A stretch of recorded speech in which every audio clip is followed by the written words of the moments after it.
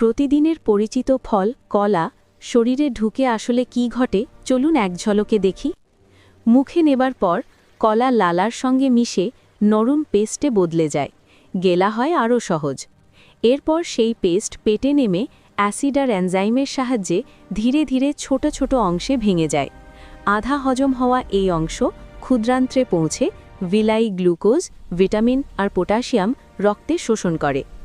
এই পুষ্টি রক্তের স্রোতে ভেসে মস্তিষ্কে পৌঁছে স্নায়ুকে স্থিতিশীল রাখে, মনোযোগ আর মানসিক সতর্কতা বাড়ায়।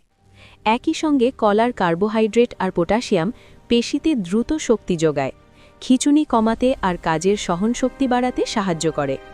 কলার ফাইবার অন্ত্রে থাকা ভালো ব্যাকটেরিয়ার খাবার হয়ে মাইক্রোবায়োমকে শক্তিশালী করে, হজমকে করে আরও স্বস্তিকর। ফলে পরিমিত পরিমাণ কলা ধীরে ধীরে শক্তি ছেড়ে আমাদের দিনভর রাখতে পারে হালকা, তবু সক্রিয় আর সতেজ।